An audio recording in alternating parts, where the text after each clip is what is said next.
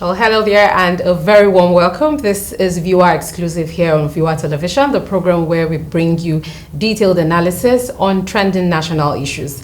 The federal government announced the suspension of evaluation and accreditation of degree certificates from Benin and Togo republics. In a statement signed by Augustina Obiloduru on behalf of the Director, Press and Public Relations, Federal Ministry of Education, the government lamented that, and I quote, "Some Nigerians deploy nefarious means and unreasonable methods to get a degree with the end objective of getting graduate job opportunities for which they are not qualified." And according to the government, the suspension persists pending the outcome of an investigation involving the Ministries of Foreign Affairs and Education of Nigeria and the two countries, as well the Departments of State Security Services, that's the DSS, and the National Youth Service Corps. The Education Ministry has set up a panel to commence internal administrative processes to determine the culpability or otherwise of her staff for which applicable public service rules will be applied. In a statement, the government has asked Nigerians to cooperate with the committee and provide useful information that will assist in finding lasting solutions to the menace of Nigerians obtaining half-baked certificates from foreign universities. And now this issue has been an issue of national concern in Nigeria, and that's what we'll be drawing analysis and giving our recommendations to the government on how to tackle these issues. And I'll be joined by an expert right after the break. My name is Chinon Suchekwes. To join me again.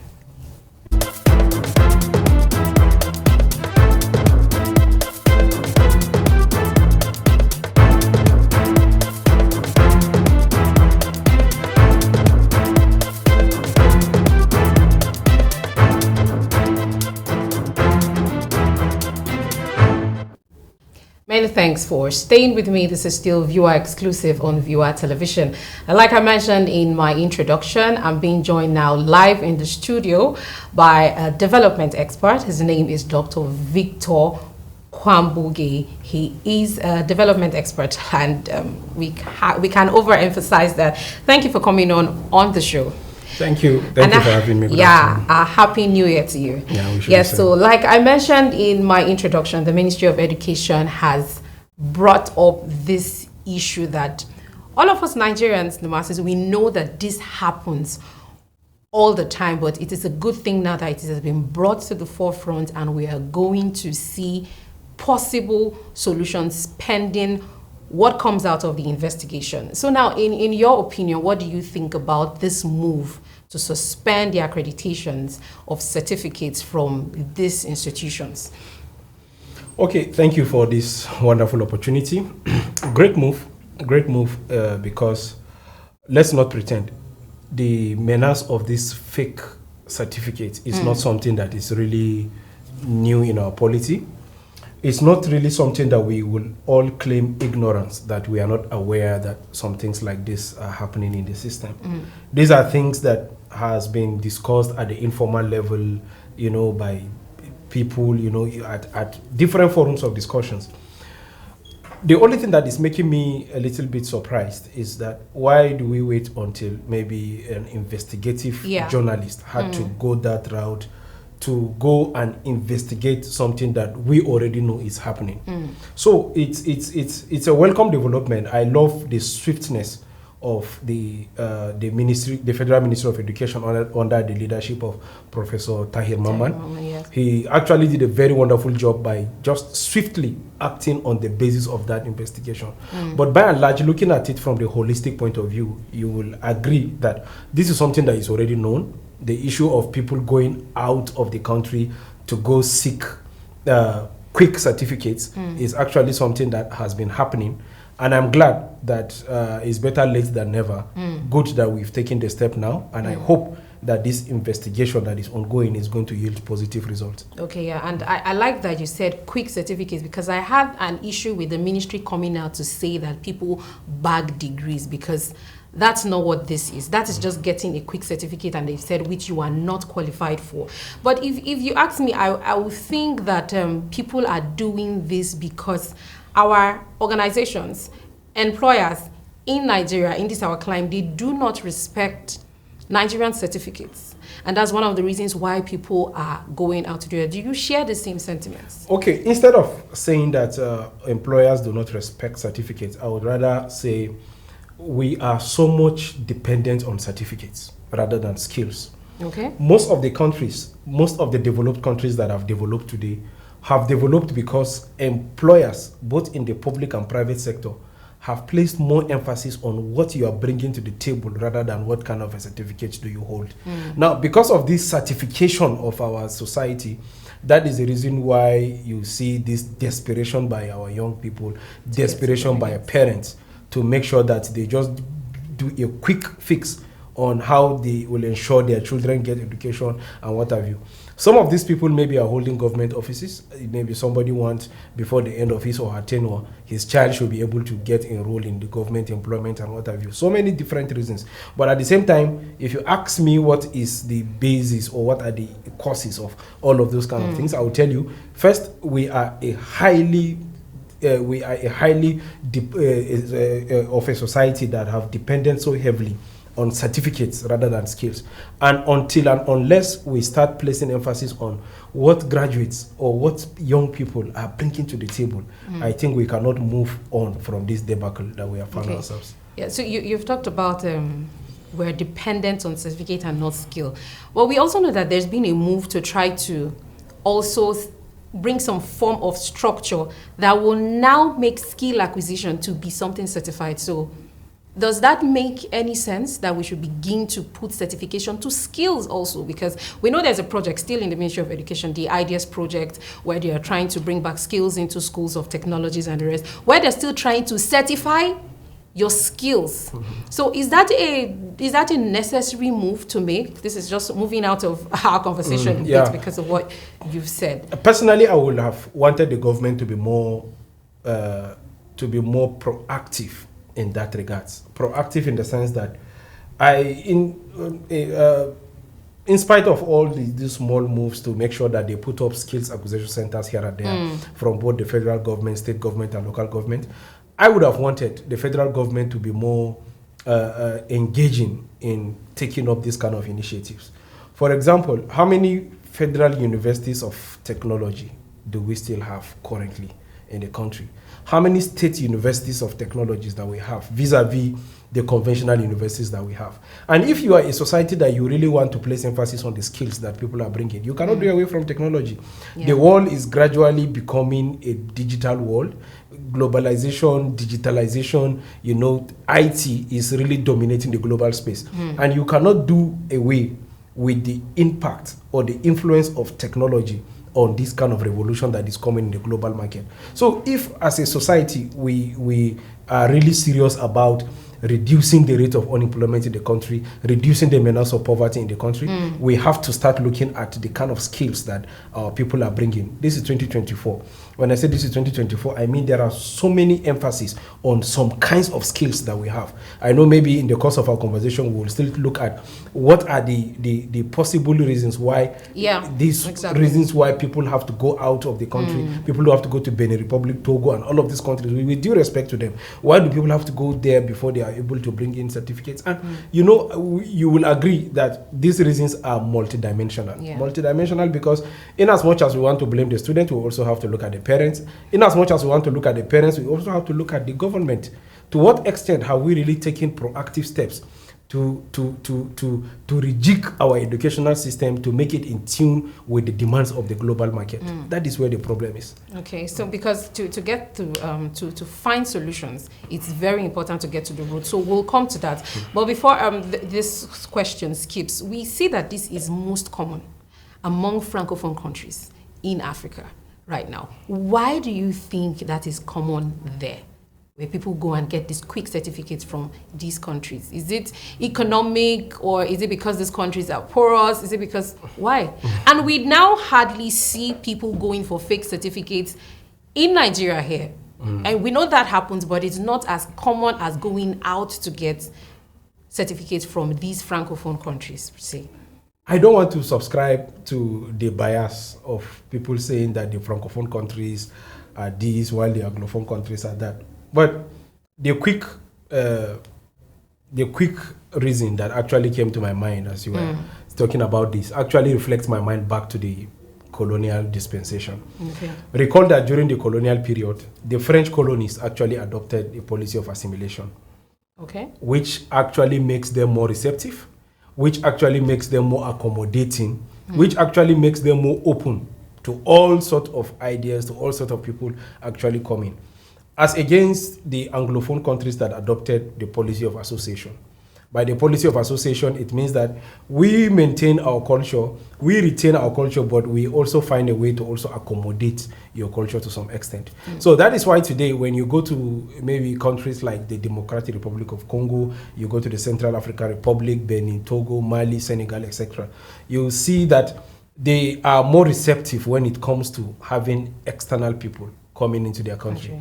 As against the Anglophone countries like South Africa, you know about the apartheid. Yeah. You know about the current, what do they call it, where genocide, they're chasing. So all of those kind of, so the quick reason why I think that these kind of things are happening more in the Francophone countries is because of their default policy that they inherited even during the colonial period. And the trickle down of those policies is what we are still having now, where their governments are more accommodating. They sort of shaped their culture in that way that they are more, so it is easier for people to go there. So now let's talk about the education sector in those countries and the education sector in Nigeria.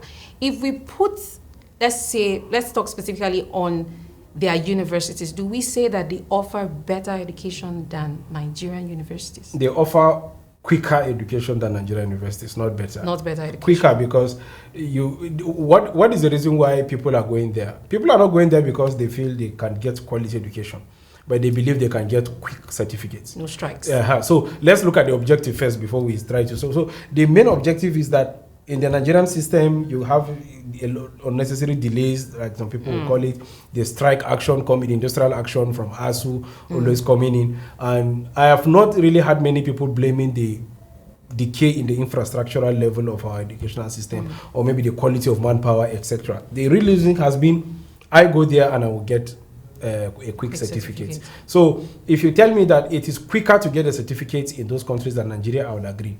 But if you also tell me that to get better education, you have to go to those kind of countries, I would disagree. You would not, you do not agree with that. So another concern is, besides this just being, stopping fake certifications and all of that, there are also Nigerian students who are foreign students there who are genuine students. How will this affect them in this period while investigations are ongoing? Unfortunately for them, they will be badly hit because I think I saw a report some days ago that even some universities in Uganda, in some other African countries are also affected. These were not the subject of the investigation, but at the same time, the aftermath effects of what has happened in these our neighboring countries will definitely affect them. And it will go on and on. So many countries will be affected. And in all fairness to them, it's not all these universities that you have in Africa that are guilty of what we are accusing these Togo and Benin Republic universities. So it's not going to be a good omen to them. This is going to definitely disrupt the studies of so many students. This will also disrupt the level of enrollment in the acquisition of quality universities. I mean, it is not bad for people to go outside the country to get education. This happens globally. It happens everywhere in the world. The only problem we have here in our climate is that the rate at which our people like to go outside to get degree certificates is actually something that is worrisome. And also, it is also caused by this neo-colonial mentality of some of our employers, whereby they will place more emphasis on a foreign certificate above what they have in Nigeria, even though they know very well that these countries where these foreign certificates are emanating from do not offer something more qualitative than what we have in the country. But because everything foreign in Nigeria, even starting from our rice, our shoes, to our hairs, and everything foreign is regarded as superior to whatsoever that we have internal. So that is why it has affected the educational system. So my heart goes to the hardworking students outside of this country that are actually working their socks off to make sure that they get the best of the education, and this policy is now coming. And unfortunately, everybody has now become a suspect. As far as you are schooling outside the shores of Nigeria, you're not in Europe. If you are within the African shores, you are already a suspect. And this will linger for a long time, because even when you come back with a foreign certificate that is not European, like I said, there will definitely be a lot of question marks on that. I have seen a lot of people sharing a lot of memes, jokes on social media about all of those kind of things. And the psychological effect is going to be huge. All right. So quickly before we go on a break, because it's important that we come to talk about the roots before we start making recommendations. But quickly, do you think that this in any way is economical to those countries? Because we know that the journalist who came out and said it cost him 600,000 naira to get that. Do you think this is of any economic benefit to those countries? No matter how small it is, any kind of foreign influx into your country will come with increase in revenue. No matter how small it is, be it for trade, for education, for employment, etc. It's something that a lot of countries like to have. When you have foreign people coming into your country, starting from the airport to the hotels, to the food, it attracts a lot of revenue. So yes, the economies of this country is going to be badly affected, because right now I can imagine a lot of parents withdrawing their awards from those universities, and the next or the subsequent enrollment, when the admissions are out, definitely the numbers is going to drop drastically, especially now that the Nigerian government have decided to take this kind of drastic measures against them. Definitely it's going to drop. And I can also imagine Nigeria being the giant of Africa, the most populated country in Africa, saying that, okay, this is the step that we are taking against these universities. You can imagine. Definitely it's going to affect the numbers of students they have there. It will affect the number there, the influx of money there, because most times it's a concern when we see monies that's supposed to be here go out. So I think it also has some economic side to it, but we'll continue this conversation after the break. Do stay with us.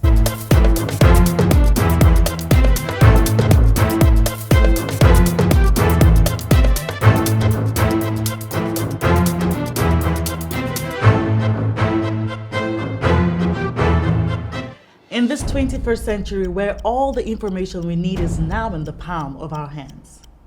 News from around the world, entertainment, celebrity gossip, sports, and much more.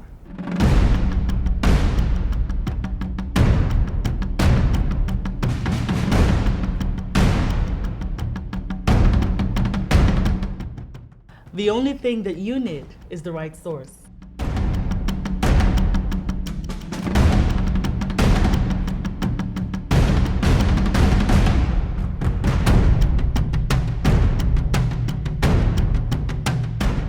Viewer TV is now on the go. Simply check us out on our social media pages on Facebook, Instagram, YouTube, and Twitter for all the information you need.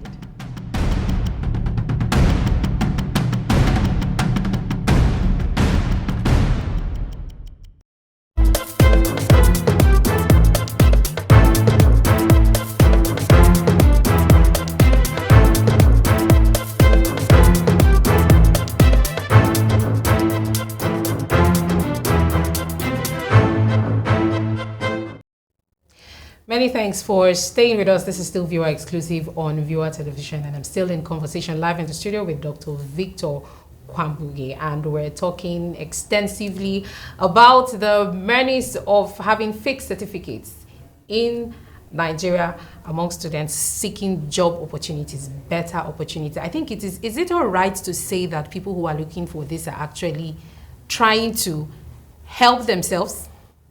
Are they in any way helping themselves, if we can say that? Yeah.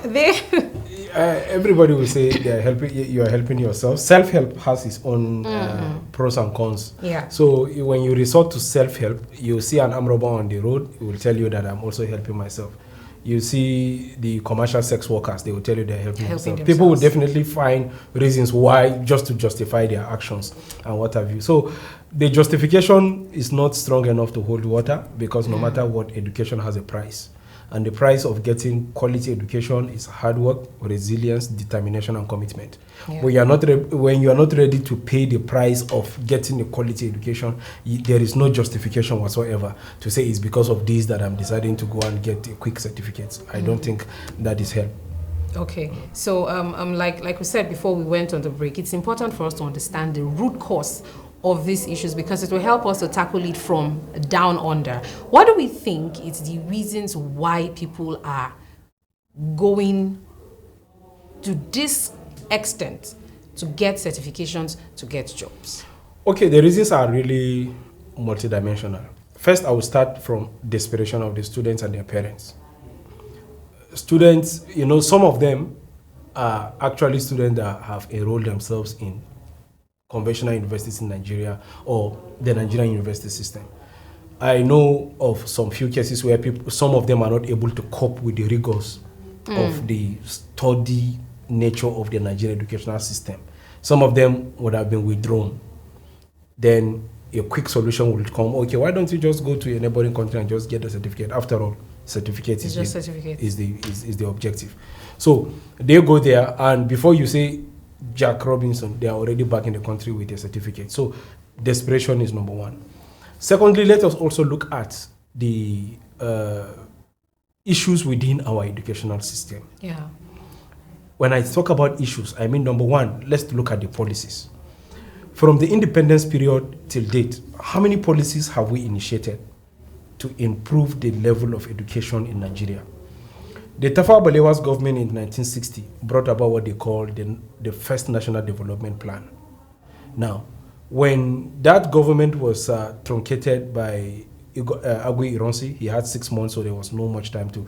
When Yakubu Gowon came, after the Civil War, he brought about what he called the 3 R's: reconciliation, rehabilitation, and reconstruction. Now, in all of these things, you will wonder what is the direction for our educational system. Subsequent government came with what they call the 6334. Other government came and said, no, the 6334 is not going to work.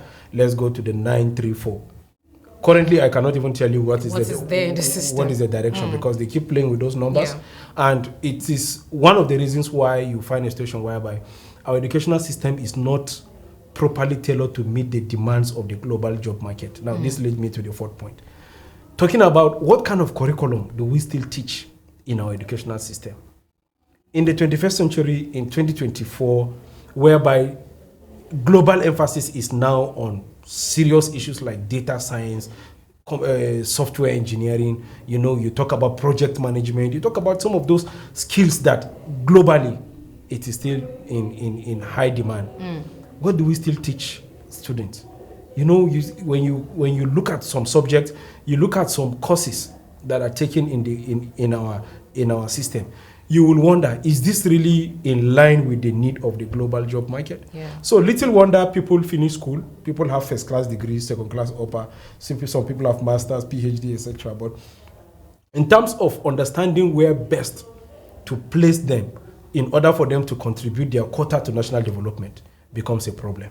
Becomes a problem because we need to change the way we do things, but at the same time, there is no adequate manpower that can drive those changes that we have. And that can date back, or that can be traced back to the quality of education that we get within the country. So it's multidimensional because, we have to look inward. We have to look internally. Okay, how structured is our educational system to be able to meet the demands of the global market? Yeah. If we're able to start answering these questions, and maybe the government, I know this issue has been overflogged, whereby people have recommended that the government need to start looking at the issues in our educational system, starting from the welfare of the university lecturers, the kind of equipment, the kind of infrastructure that we have within our university system. Then we need to also start looking at those kind of internal wranglings that always happen within the system. Today, if it is not ASU strike, it is an internal strike within the university. The VC and the lecturers are fighting, or the governing council and these are fighting, etc. And sometimes some vice chancellors come with wonderful ideas, wonderful initiatives that can be used to improve the standard of education in their universities. But as government come and go, these vice chancellors are changed.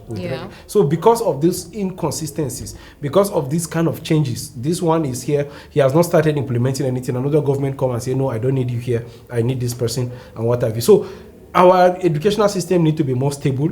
Our educational system need to be more focused. Our educational system need to be more organized, and it need to be more coordinated.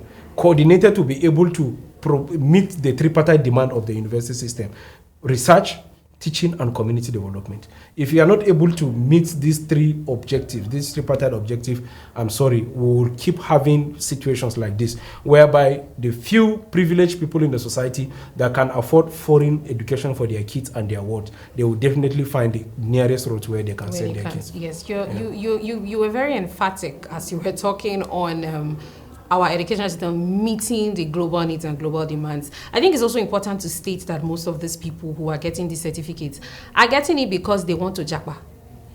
Likely, yes, a lot of them are getting it because they know that when they apply with your certificate from ABU or wherever, okay, ABU is recognized very much globally, those certificates are more recognized. So is it that even globally, those certifications from those universities outside of Nigeria are more recognized than our own? I know, because you've stated very much that our educational system, we know it's in a very deplorable state. That being said, when these things have happened, how does it even affect you who has gotten a certificate from a university that we know you didn't go through the discipline, and you're going out there, you've probably gotten the job? How is this going to even affect your performance in any job if you get? Yeah, definitely. And that is why when I started your previous question, I said this problem is multidimensional. Now you have brought another aspect to it. What is that aspect? You've brought an aspect whereby our productivity as a nation is affected because we always have the wrong people at the right place. Yes. And because that is happening, you find a situation whereby you go to the banking sector, you go to the agricultural sector, you go to the mining sector, and name it. You see people that ordinarily they should have been somewhere else. But because that is the only job that is available at that time, you cannot blame them. Take the teaching sector, for example. Almost all Nigerian graduates start their career from the classroom. Not because they want to teach, because that is the easiest job to get at a particular time. In fact, some school principals will tell you, okay, you just manage here before you get a better job. So you place teaching to become a transit point for so many people. You place the future of children and you place the future of pupils and students in the hands of people that are only on transit. They are not passionate in the job ab initio, and they are only there because I am waiting for a call from my uncle who actually promised me a job. But in the meantime, let me just hold body with this. So when you find yourselves in this kind of a situation, productivity in your country will be adversely affected. And that is the situation where we are having now. Today we complain of so many inefficiencies, we complain of so many ineffectiveness in so many sectors of our society. We need to begin to interrogate that, okay, to what extent do we have quality people that are manning places? To what extent are we having the how do they call it in English, the round hole is in the round peg or something like that? To what extent do we have those kind of people that are perfectly fit in a system that can be able to work assiduously to provide national development? That is another aspect to this problem. So if we are actually talking about this issue of, you call it the Japa syndrome, whereby people find it as an escape route to be out of the country. Some of them actually see education as one of those means whereby they can go. When you go to those countries in the name of a student, you can now start applying for a work visa from there and you just settle there. Many people have undergone that. So if we are talking about the addressing this kind of menace, we need to look at it from the holistic point of view rather than looking at it from, oh, people are going to Benin Republic to get university, we need to suspend that certificate and this and that. Many questions will arise. I asked plenty of questions. What about the student? What about people that graduated last year? What about people that graduated last 2 years? Some of them are already working in some strategic sectors of our society. Are you going to start visiting those kind of agencies parastatal with a big stick and start hitting them, hey, live here and whatever? So I think it needs to be approached more holistically rather than just looking at it in piecemeal. Yeah, so we're going to look at how to address that, because we know that it takes more than just parents sending immigration, all of that, they have to be involved in this syndicate, if I can call it that. But you've said something about careers starting, most people careers starting in the classroom and having the right people in the right places. And this is leading me to a report that came out sometime, I think that was sometime late last year, talking about how 26 states in the federal, state and private university has fake professors. And when this became a story of concern, it came out again with some names listed, unconfirmed yet, so we cannot say. But let's say in an instance where we have that amount of professors, and we know we do not have them so many in Nigeria, those amount of professors are not qualified professors. In other words, are fake professors. What kind of threat has this already posed on our educational system? Why I'm saying has, because I believe that they have already been there. They've been working, they've been educating others. What sort of problem are we really in our educational sector? Okay, I don't really, what's the word now? I'm not too sure about the authenticity of that report. Yes. Because when that came out on so many social media platforms, I have seen a counter report. Yeah. By the NUC. Universities, yes. Saying that, okay, this didn't come out from us. I have seen, so at some point, I do not know who to believe. I do not know if to confirm to you now on air that the fake professorship thing is real, or these are fake professors. In fact, so I said unconfirmed. Yes, that unconfirmed. Exactly. But because they said what they didn't confirm is they didn't bring out the list of professors. They didn't name any, but they said they had, probably intel that they do. So I'm saying if this is confirmed. Yes. But again, on another side of the coin, we cannot also sit here to pretend that we are not aware of some sharp practices that are happening within our system, especially with respect to ranking of people in our educational system. Not just in the educational system, but in other sectors of our society. I heard recently, even though people said, okay, people buy jobs in Nigeria. Yeah. I also had people buy promotions. Oh wow. People buy promotions in the sense that you want to be promoted from one level to the other. It's possible that in some sectors or in some units, people can be able to buy their way to rise to the top. If this is true, then we are really setting this nation on a very dangerous pedestal for development, because there are critical sectors that you cannot afford to play politics with. There are critical sectors that you cannot afford to compromise merits, to relegate merits to the background or to sweep it under the carpet. You see education, you see security, you see health. These three critical sectors are places whereby you are supposed to insist on the right people getting the right job to be done. Otherwise, if you talk about health, you are talking about the lives of the people. And you employ unqualified doctors, you know what that means. You talk about education, you're talking about the future of people. And on the holistic sense, you're talking about the future of your country. You put it in the hands of the wrong people, you are also in trouble. You look at security, directly the lives of the people. So when you talk about this issue of saying, okay, there are fake professors in the system, fake this, fake that, I said, if that is true, then I think the relevant authorities need to tighten their belts to make sure that they fight this, because this is as worst as any kind of terrorist invasion that you can think of. Yeah. Because yes, the terrorists can come physically. This one is not coming physically, but it's coming to attack you both in the present and in the future. Yeah, we actually hope that this case we hope that it is really not the case. We'd like to take some recommendations from you on how the government and we, because the government has asked us to cooperate, how all of us can make this an easier hurdle for us to jump as Nigerians. We'd like to take those recommendations after the break. Do stay with us. This is still viewer exclusive on Viewer Television.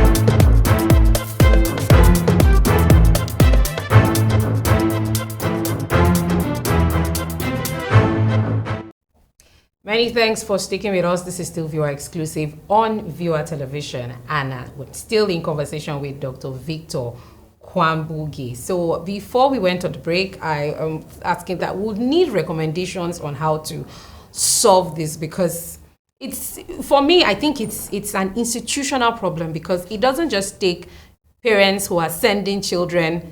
You have to get passports stamped. You know, you have to pay for immigration. It must take a lot. And like you said earlier, I don't think we would come out now and just believe that, oh, this is news to us. This is not news to us, because it has to take those amount of people. So if we would like to get step-by-step recommendation on how the government and we the people can help to put an end to this. And I'd like you to specifically make recommendations to the education sector on how we can begin to make education here more attractive. Okay. To us. Good. You said recommendations. I will Yes. give recommendation. Oh, wow. One Okay. that is going to, I think, help us in so many areas. I would like to say that the level of patriotism on the part of the policy makers, policy planners, and those implementing a policy need to be spot on. I'll give you an example. In 2018, I was in Rwanda.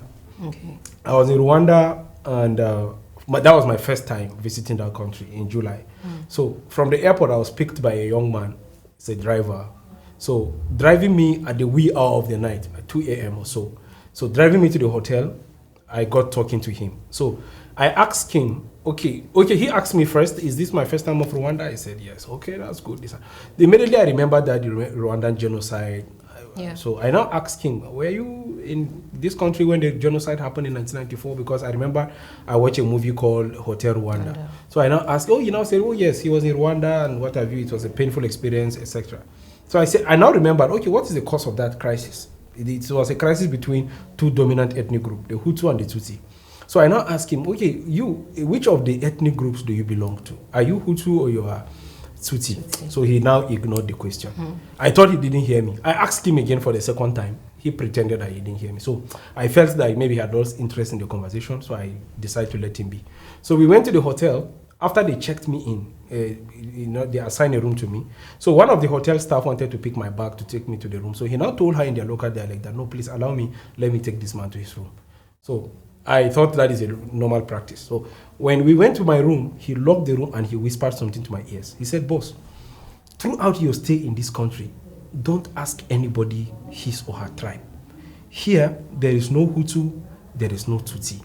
We are all Rwandese.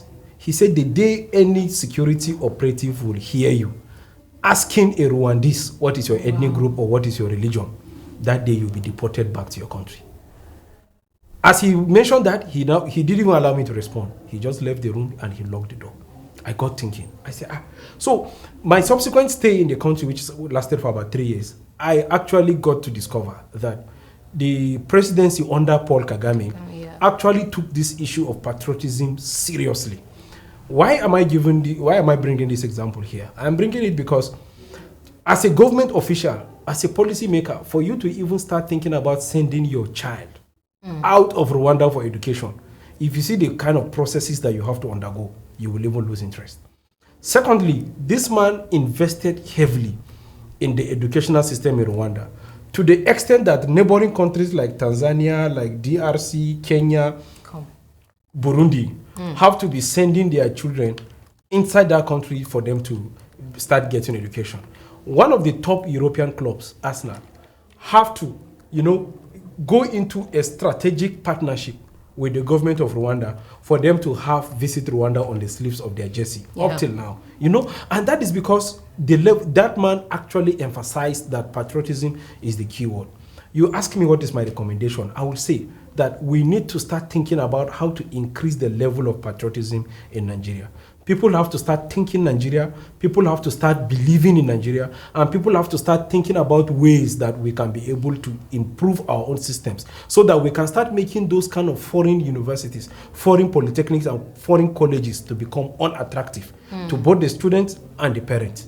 But as far as this system is left the way it is, as far as the status quo is always maintained and sustained, it only means that going forward, we will keep lamenting, crying about this menace that, oh, people are cheating us, they are giving quick certificates, etc. Instead of crying about that, why don't we shape our own system by putting the right people in the right place, the policy makers, the curriculum designers, let them be sure that, okay, our educational system is better placed to be able to provide practical solutions to global problems, rather than just teaching people about the things that have happened in 1889 and what have you. Okay, one woman died and this happened, etc. To what extent can all these stories come and provide practical solutions to the global problem that we are having in the nation? So I will recommend patriotism. People need to be patriotic. People need to love this country from their heart, and people need to start taking action because of the love they have for this country. That is very important. Yeah.